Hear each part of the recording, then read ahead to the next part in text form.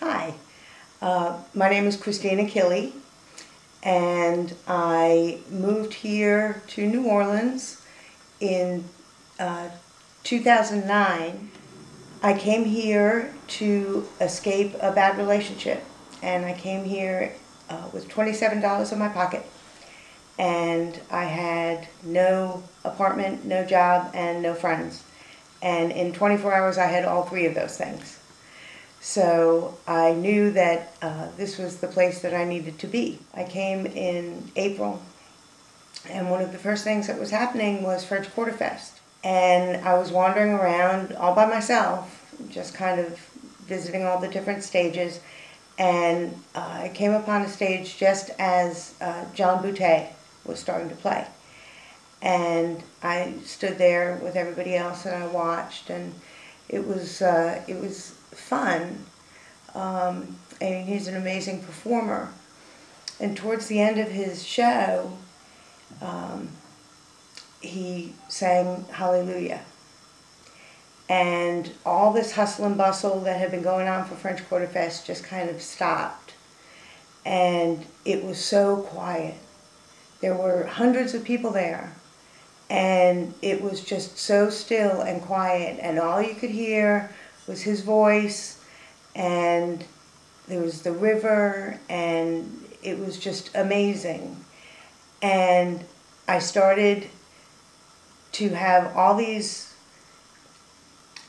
feelings about having moved here and why and what I was escaping from and what I was running to, and all these things just kind of boiled up in this song, and I started to cry. And then I looked around and I realized that almost everyone else in the audience was crying too. And it was just a really amazing kind of shared cathartic, emotional experience for everybody. I'll never forget it. Okay, another story, from when I first moved here.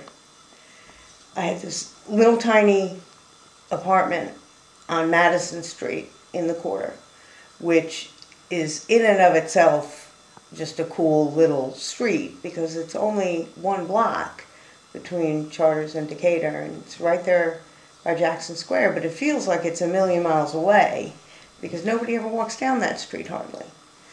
But there used to be in the Quarter a lady, and she was called the Pie Lady, and she made these little pies and sold them on the street, and she would bake them in little tinfoil pans that she folded herself out of regular sheets of tinfoil, and she would bake these amazing little pies, lemon and apple, and they were great, and I think they were like $1. But she would sing in this beautiful operatic voice, and she would sing sometimes regular opera, and sometimes she would just sing about her pie and make up this little song about her pie.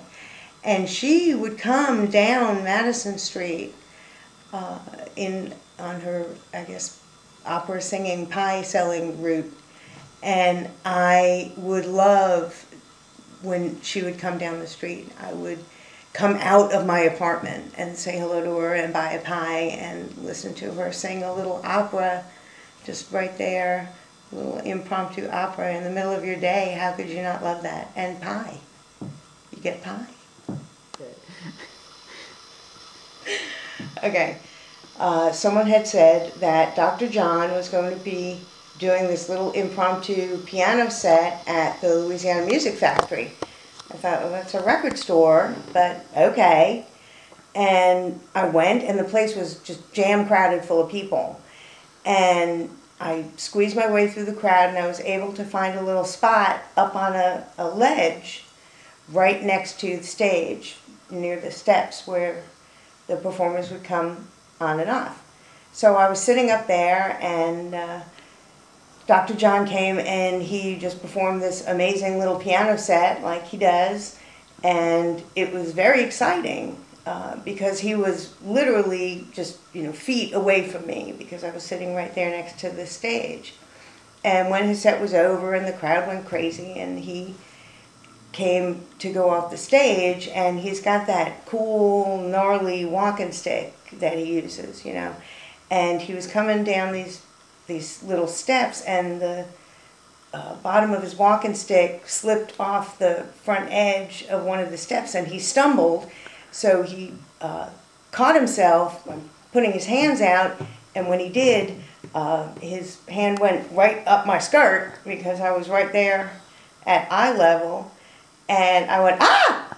And he was very gentlemanly about it, and he said, you know, oh baby, I'm so sorry.